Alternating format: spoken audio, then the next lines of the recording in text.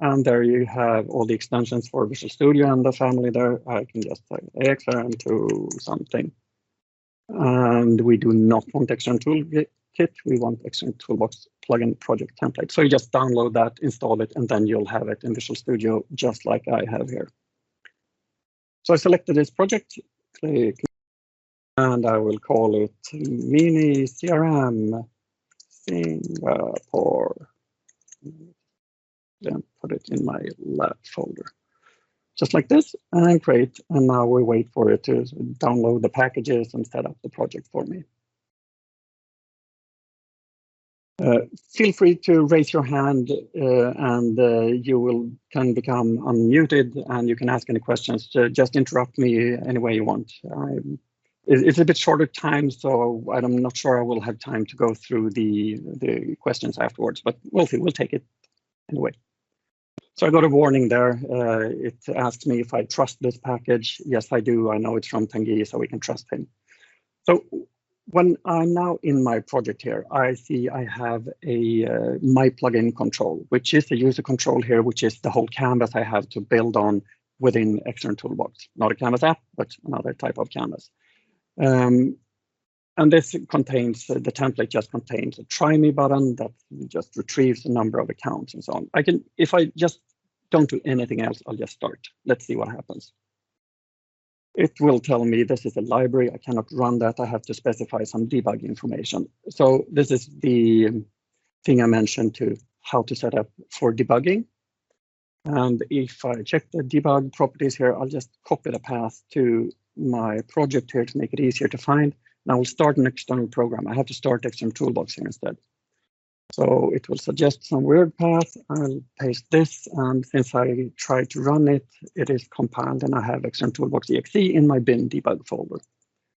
So I select this is what we should run, and then I have to specify a command line argument to tell it to look for plugins and settings and everything in the current folder instead of the normal storage folder for XrmToolBox, which is app data, my username, blah, blah, blah, blah, blah. So I will just specify override path :dot, which is current folder. This information is available in the documentation for developers on the XrmToolBox.com website, so you don't have to sort of memorize everything I'm doing here. So if we start it now, I should get XrmToolBox up and running with my tool.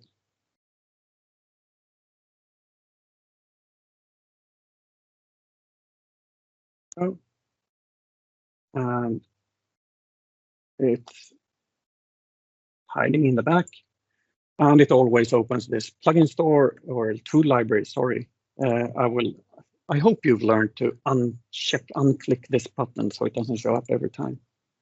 I think it's quite annoying. So if I look in the tools here, I have my first plugin. I can start that and connect to an organization. No connections here. I sure hope you've learned how to work with connection files.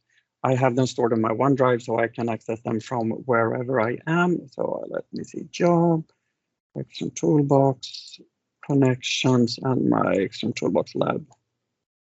So it's so much easier than I connect to my sandbox environment here. And trying the try me button, it will get accounts, and it found 28 accounts. Very useful tool. But now at least we see we have everything working. It can connect to Dynamics, I can start my tool and so on. So let's have a look in this project, what files we have there and what we can do with those. First, we have the my plugin control, which is this user control we see here with the code behind as well, where everything is happening.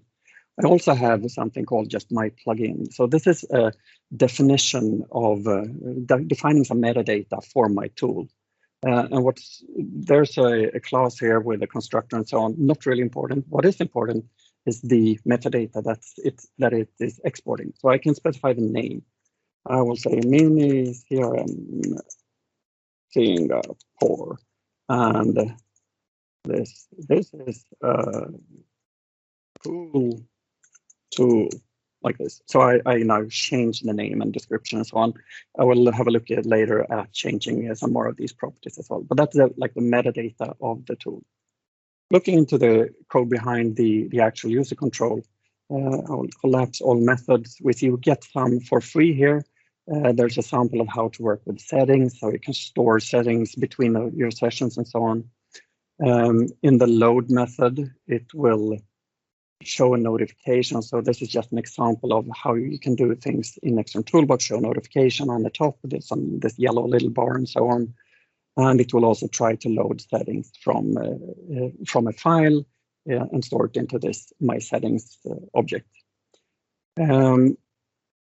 The close button, well, it closes the tool.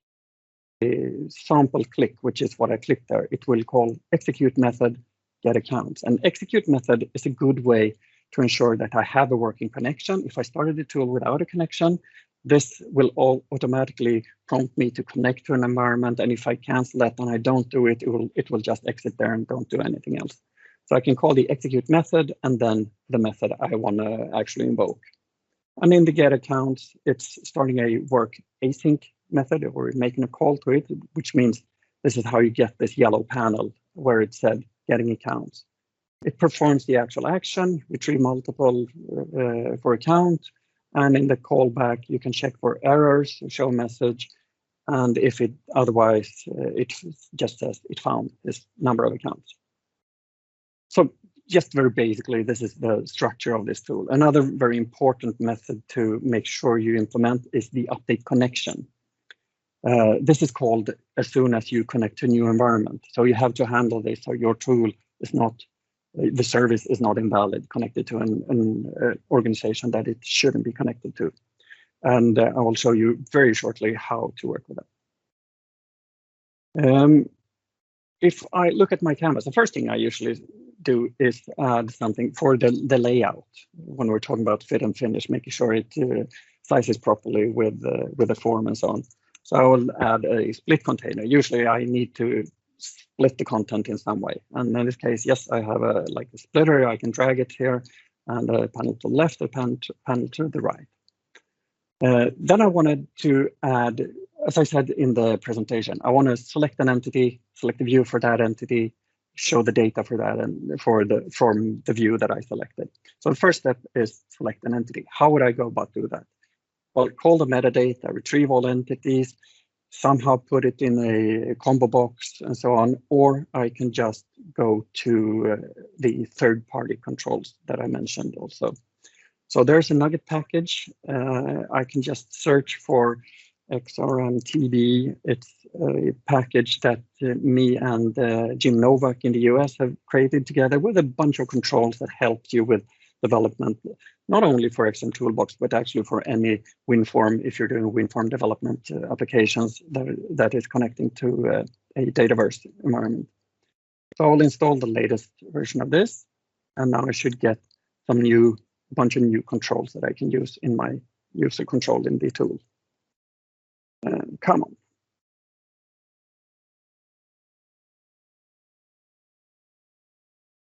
There we go, accept.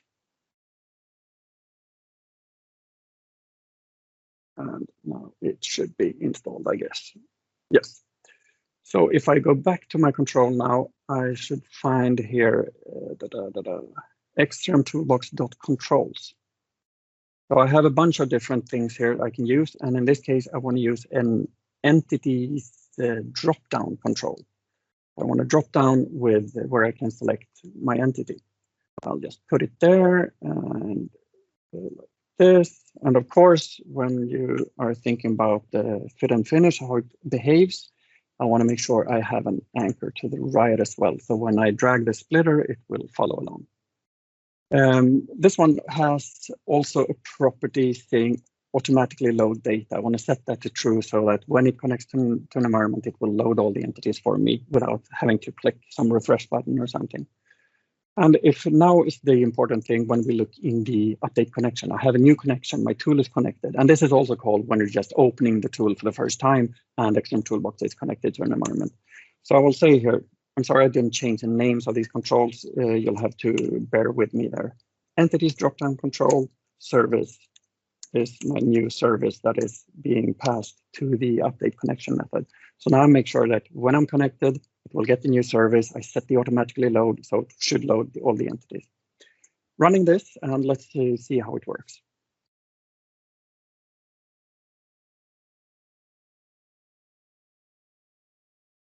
And we can also see it's now called Mini CRM Singapore, and connect to an organization, my sandbox. And now we see it's loaded all of the entities, or sorry, tables in the system. Nothing else is happening since I didn't add anything else. We'll make sure to do that now. So what I want to do now is when I have selected an entity, I want another drop-down box where I can select a view for that entity, which means go into and create an event handler for a selected item changed. There we go. And when that happens, I can get my entity and get that from entities, drop-down control, entity, something, selected entity. And this is, as you can hopefully see here, of the type entity metadata. So I get the metadata for the selected entity, just like that. Now I want to use that to query the system for views, and what better way to query the system than using XrmToolBox.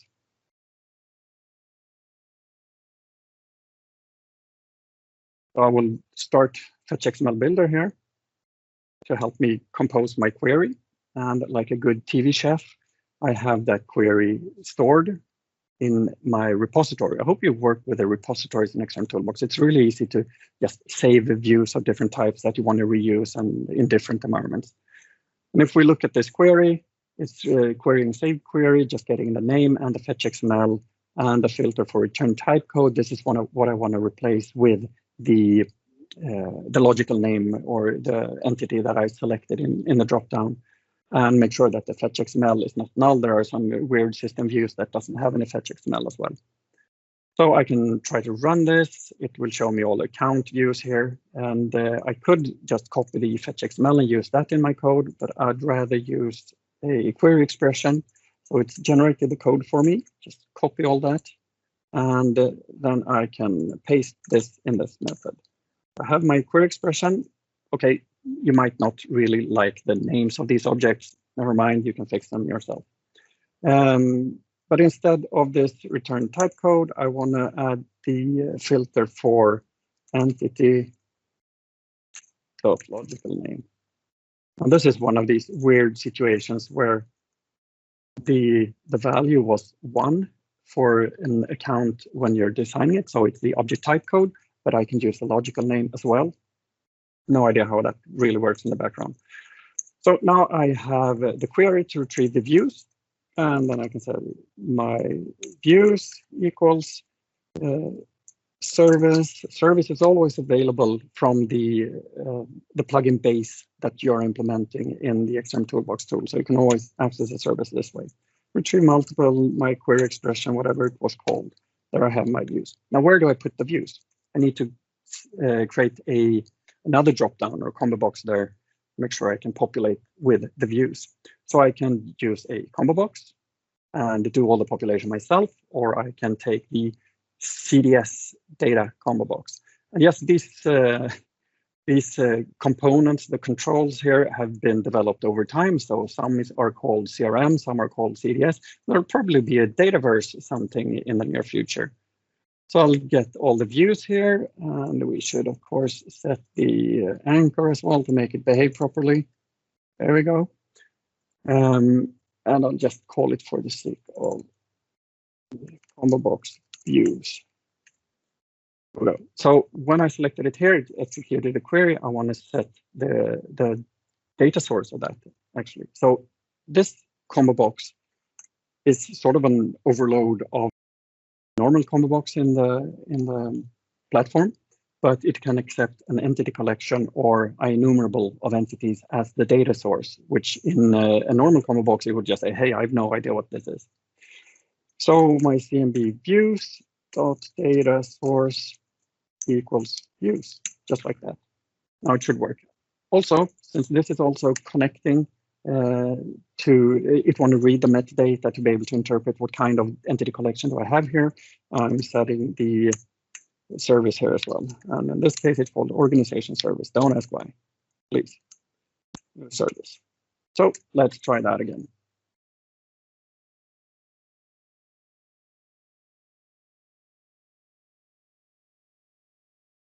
And run. So now it should load the entities, and since it's automatically selecting the first one, it also populated this view with these are all the account views. If I select something else, contact, let's see how this works. Of course, it will show me the contact views. Okay, it should also be just to show you it works. There should be a splitter here, so yes, the sizing works as well. Closing this. So what should happen now? Well, when we have selected a view, we want to get the fetch XML of that view and query the backend for the data and show that somehow to the user. And to show that somehow to the user, there is, of course, the CRM grid view control. This is the same one that's being used in Fetch XML Builder. So when you have this result view, that's the CRM grid view. So it's using the same control within that tool as well. And to make it easy, I will just dock this and say fill because it's in the right side of this panel. There are some properties I can set for this. I want to set the auto size columns mode, automatically size all the columns, all cells, so it looks nice. And then we should, of course, set the content of this as well. So when we're selecting a new view, it should take the fetch XML of the selected view and query the database, set the results as the data source for the CRM grid view. Also, of course, need to do this CRM grid view dot organization service equals new service. So how to get the fetch XML? Well, we should get the view record from the combo box, the view that we selected. CMD views dot entity. Let's see. Yeah, we have a property called selected entity of type entity. So it does all that for us. We don't have to like look through the items and parse it as an entity or anything like that. We just get the entity like this.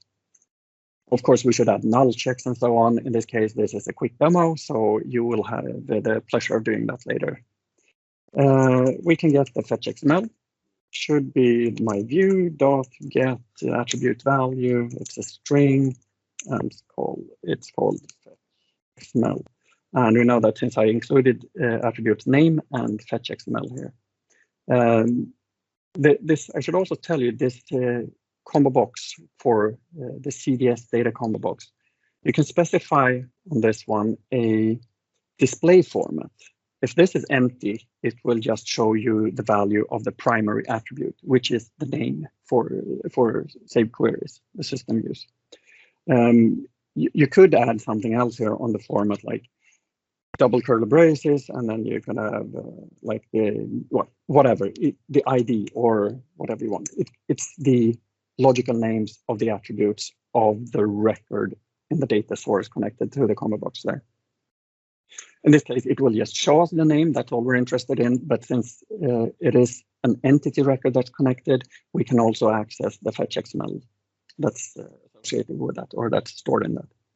So now I have the fetch. I will get my records by querying the backend service, retrieve multiple, new fetch expression, and the fetch like this. And yes, you guessed it. We set the data source of the CRM grid view to the records. And we run. We're almost there now, creating our mini CRM, just for viewing though, but we still.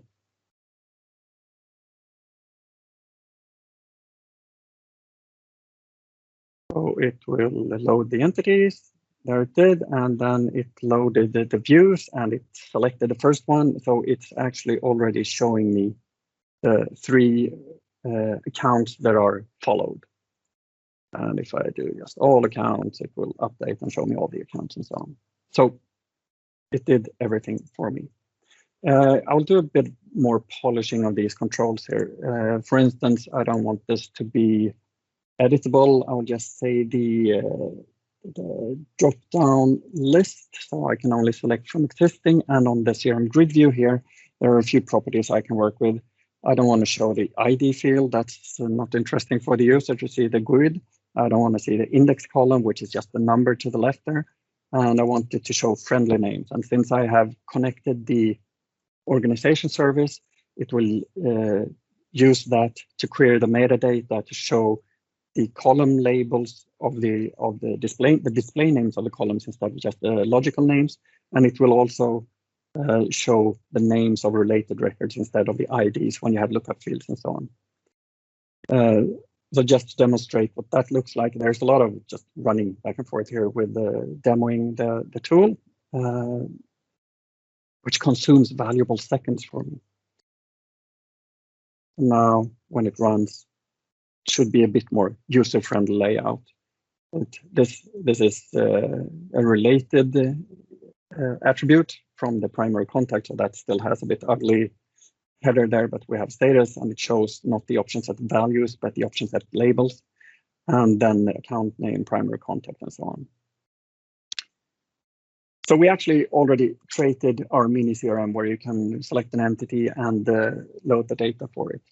Another thing I mentioned I want to show you, just because in many scenarios it makes it so much easier to create your tools, is that you can also have a CDS lookup dialog.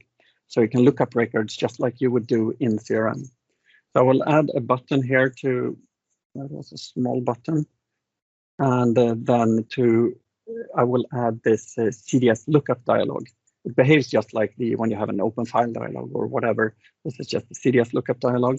Let's see the properties we have. Include personal views. Sure, do that. Meaning, since you're looking up records, it will show you the system views, and well, you'll see that. Logical name, you specify we want to look up, we'll do that in code instead. Logical names, which is a collection there. If you are like for customer lookups, you can select both account and contact and so on. You can use this as well here. And then specify if we should be able to select several records or only one. And I can specify a title for it as well. So I have my CDS lookup dialog there. And then I want to, when I click the button, just make sure, I always tend to forget this, but I want to set the service for this one as well. Service equals new service. If you don't do it, it will not look as nice.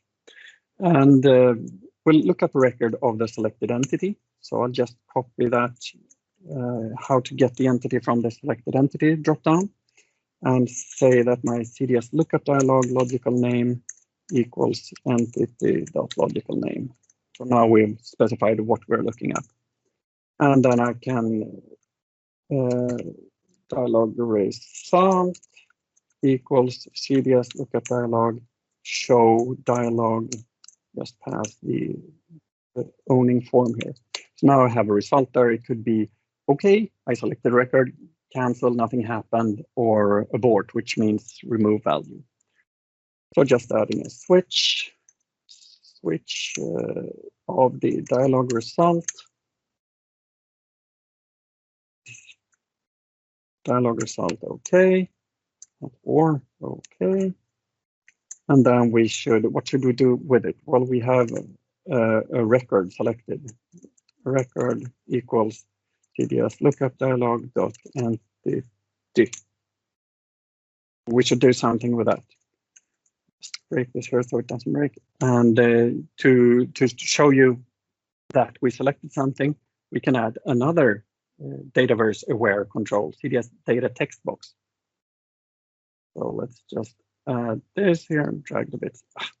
Come on, be nice to me. There we go. So we have a data text box, and of course, make sure we connect the service to that one. CDS data text box dot service equals new service. And again, as you guessed, all we do is on the CDS text box, we set the entity. We can set an entity or an entity reference here. And if it's an entity reference, the control itself will automatically load the actual data for that. But I'll just set this to the record I selected in the dialog. We can add the other case, abort, and then it would say a CDS text box dot entity equals null. Great. Oh, let's try this.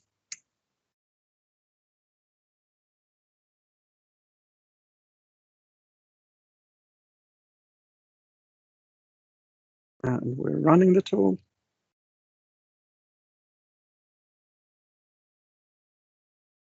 And so now account is selected. I click my button and it will open just like a lookup dialog in XrmToolBox actually. It defaults to the quick find view. I can search in here. Maybe I have something called Rapp. Yes, I have Rapp solutions. I double click it or click OK, and now it's there. If I click it again and say remove value, it will be removed. And well, I can select different views. Now only show me the my active accounts. Well, okay, that was all of them. So this is a really good way if you want to look up a record. It could be show me something for a specific user. It could be anything, and you can look up all kinds of entities here as well. So I've gone through like the functionality I wanted to show you. So now let's have a look at some interfaces and a bit more in the code behind here. Let me just, maybe I should kill it instead of, yes, I want to close it. So as I mentioned in the form load, we have this show notification. So this you could do if you're trying to do something that the user isn't supposed to do. You can show, okay, this is not how to do it, or you can add just tips and tricks. So first start with clicking this and then do that and so on. So it's a good way of informing the user and you don't want to just add your own labels to the controls on the form and so on. What we need to do here is, as I mentioned, the asynchronous calls. And I'll show you how to do that. And let's do it for the retrieve multiple of the actual data. So when I've selected an entity, I've selected a view, it should load the data, and we'll make sure that loading the data could take time. So I want to make sure we add that to the asynchronous behavior. Doing this is I can call a work async. It's part of the plugin control base class that we're implementing. So I call the work async, and it will take a work async info as parameter. So I'll just new work async info and add some some properties to that work async info. First thing, message is what should it say in this yellow panel? Loading data. Then I have two properties I need to implement. It's the work, and it's a method that takes two parameters. It's the worker and the arguments. And just some inline syntax here. I will define my method. What should be done? What is the time-consuming stuff that should be done out of thread? And then the post-work callback, which is what is happening when we get when it's done. So I have the one argument and like this. So then I want to put the time-consuming stuff up here, which is basically this call. I'll load this to get the records. I can already here say that I don't want to put it in a specific variable there. I want to say that args.result equals. So I put it in the result property of the arguments already there. And then in the post-work callback, of course, I need to check if anything went wrong. If args.error is not null, then show message show. Whoops.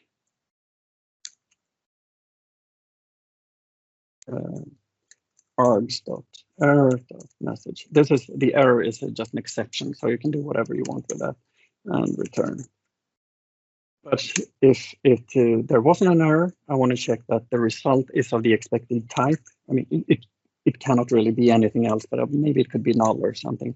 So I'll check if args.result this entity collection is what I'm expecting here, and call it this the records. Then I can do what's a happy case scenario here. What should we do? Yeah, we should set the data source of my grid view. And final semicolon. So now I have added the async behavior, the pattern, to my time consuming. Oh, the records. I cannot spell like this. Thank you. So now we should be able to see, hopefully even over Teams to the other side of the world, that a yellow panel shows up there briefly, although I don't have very much data in my environment, so it will be really quick. Pay attention. and oh, loading data. I hope you saw it. And if I just change the view here, loading data. So this is the async pattern that I now implemented. And it might look a bit sort of not very intuitive how to do this, but it's following like the threading patterns of that you're using usually in .NET here, and it's just a bit made simplified for you within the XrmToolBox tool. Okay, it's 12:45, but I lost 10 minutes in the beginning, so I will continue a bit more. I'll show you a bit about interfaces to implement. Was there a question? I heard someone.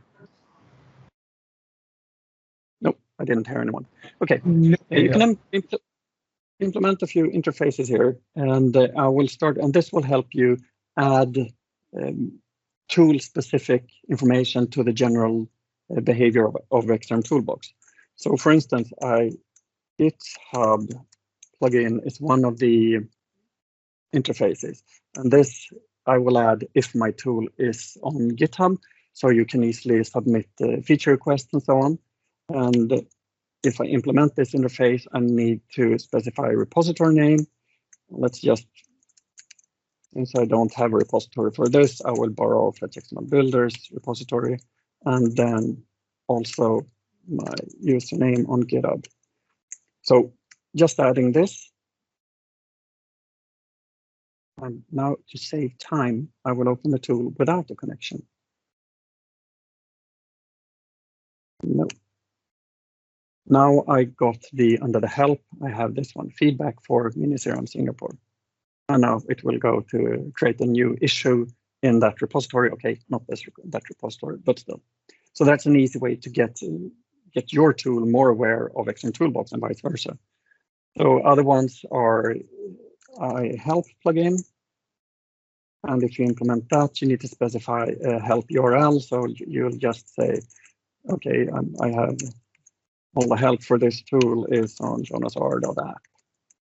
And then a help link will appear as well. And of course, there's the very popular iPayPal plugin, which makes it possible to donate to this tool. Don't quit your day job, you will not get rich. I can tell you that, having the most successful tool in XrmToolBox, I'm still here doing this for free. Okay, so there are a bunch of different interfaces you can implement. Another one that's really interesting, as I mentioned, when you integrate to other tools, you can implement the iMessage bus host interface. Then you'll get an outgoing message, which you can call from your tool. Okay, call this other tool with these parameters. And then you have to implement let's see where that ended up, a method on incoming message. So when I get something back, and then looking at the message, I can see message dot, what do I have? I have a source plugin. Where did this call come from? Target argument, which is an argument that I get back. And just to really briefly show you how to call XrmTool or FetchXML Builder with something. Let's add another button here. There we go. And since I want to call this and pass the FetchXML, let's do the same thing here to get the FetchXML. And I should be able to call FetchXML Builder with an XML block and be able to work with the query there and get it back. So on outgoing message, I should call this and I should pass just me as a sender and new message bus event args. And what will this contain? Target plugin, fetch XML. This is actually the name, the display name of the tool. I'm thinking maybe it should be something more technical so you can distinguish between tools. And I say that, yes, I want this in a new instance. And I can also specify the target argument and just say this is I'm passing my fetch there. So now I will open FetchXML Builder from this tool. Super easy. And then just implement the on incoming message when some query is returned from FetchXML Builder. Just briefly go to tool library since I don't have the tool here. FetchXML Builder is there. Install. And now let's open this, my mini CRM. So this is like going to the advanced find. I click my button. Okay, thank you. Hey, I'm welcome. And this is the query that was used in the mini CRM. So that's, and now we see we also have a return fetch XML. So if I change stuff and call the return fetch XML, it will call the on incoming message and say, okay, this is the query that you created in the other tool. And this is just an example doing it with a query and fetch XML builder. You can, of course, do this between any kind of tools that you're working with, either with other people's tools or with your own. So that was now just a minute left or so. We looked at the interfaces, we looked at the integration between tools. I just want to briefly show you also how to polish the tool a bit more. This is just the default colors for the tool. I will, of course, select something that I like, black and yellow, looks nice. And then we have these icons. And you need to have your own icons before your tool is being approved to show up in the tool library of XrmToolBox. So I want to set these images. There's actually a helpful link here just to base64 encode if you have an image. So I have 2 images here. I'll just drag them there. It's a really easy website. And I'll copy the 80 pixel version of it. And big image should be 80 by 80. And paste it as a string here. It's a big chunk of text, and remove the leading sound like this. Now I should be able to run this and it will look so much better. And if you know anything about football in Sweden, which I assume everyone does, you will know that this is, of course, my favorite team, or the best team, AIK of Stockholm. So now I've branded my tool a bit more here as well. You can also add this branding to more properties of your tool. There's the icon image and so on, so that when you click these links, you actually get the logo here as well. And if you pop it out, it will be shown in the window here and so on. So there's a lot to do with polishing and branding and so on. Just briefly go back to my presentation to see if I did what I promised you. And we look at the ambition here. Let's see. So project template, check. Structure, debugging, async calls, interfaces, did all that. Third-party tools, yes. Integrating with other tools, yes. Publishing, we didn't talk about publishing. Polishing and branding we did. So regarding publishing the tool, what you do is you pack up your tool in a Nugget package and publish it on Nugget. Then you go to the XrmToolBox.com website, you sign in there, you can sign in with Twitter or whatever account you have, and you submit the Nugget ID of your package, and then it will come up for vetting, and there's an approval process. There are a few of us that can approve tools, and once it's approved, it will just magically show up in the tool library of XrmToolBox. So let me go on to the last slide, just so that you can remember how to connect me. Are there any questions before I leave to next presenter? So far, no. Yes. Okay, so either everyone understood everything or no one has a clue.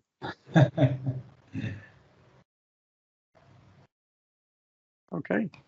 Well, in that case, look forward to seeing you online somewhere, and good luck with your tools. Yeah, guys, if there is any question or any doubt that you have, please feel free to raise your hand.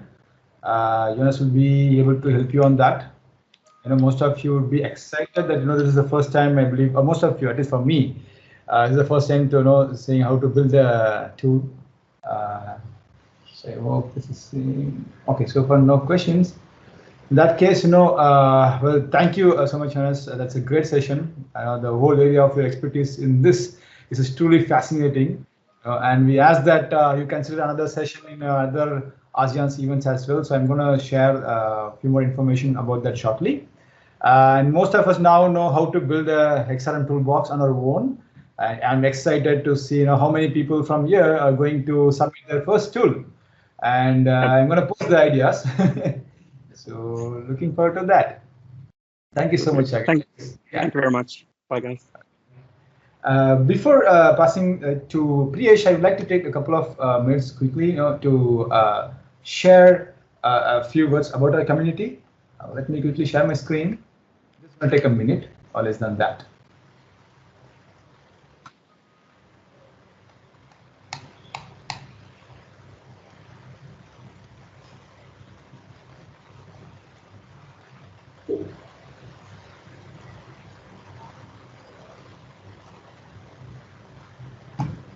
Hope you guys can see my screen now. All right, yeah, so I know most of you can't. Raise your hands if you're able to see my screen now. Okay, awesome. All right, so first of all, big thanks to Microsoft. They're from supporting us from the day one. For supporting us from the day one, and there are a few names that I'd like to call out. Panchapan, Sandeep, Sharon was there, and she just left, and Ivan now, and then Raj, Soyoung, and Olivia, and many more are there. So this is one of the very first meetup. That's why I always have this picture in our presentation all the time. And yeah, so areas we focus: Power Apps, basically the whole Power Platform, and then the whole Dynamics 365 suite. Also IoT, and you could have seen we have done some IoT connected with the business applications earlier, and other Microsoft product suite and about the business as well. So whom is it for? So Microsoft Business Applications and Power Platform developers and consultants or business analysts. If you're a customer, you are most welcome. And partners, of course, and other developers and consultants related to the technology as well. So this is a quick snap of all our community leads here. So yeah, there are many more as well, to be honest. It's like a teamwork. And a quick few words about the upcoming ASEAN's events in BizApp space. So we have one in Vietnam, but they did just to finalize. This is the old one. And we have Malaysia, that is on December 9th. And I think Philippines on December 9th as well. I just got an update from Paul. And then Sri Lanka, the date yet to be announced, and we have Women in Tech inclusive event as well. So I'm going to share the link of all these meetups. You can follow and you can sign up so that you get updates for the events in the respective meetups. And a quick call out for the global events. So we have Power Apps for Kids APAC. That's on 22nd December. And also we have our Tamil Nadu Dynamics 365 Power Platform meetup this Saturday. And you'd have seen the in Tamil meetup 2 weeks back. Now it's an English edition from Tamil Nadu. And then there's TDG, and we have lots of great events, cool events coming from 365 Saturday. And then the Dynamics Con, the second event, the first event was so huge and it was so successful. And the second event been announced already for the 2021. That's on March 16th. And you check out for the Power Platform 24, where you're going to see XRM virtual events that's happening every month. Just happened last night. Dharani was presenting that event. I think next event Geeta is going to present. So both of them are our community leads. That's why I'm boasting about them. And then we also have monthly hangout call from Power Addicts. So with that, yeah, this is the link that I'm going to share to all of you for our meetups from Singapore, Philippines, all the way to Auckland and Wellington as well.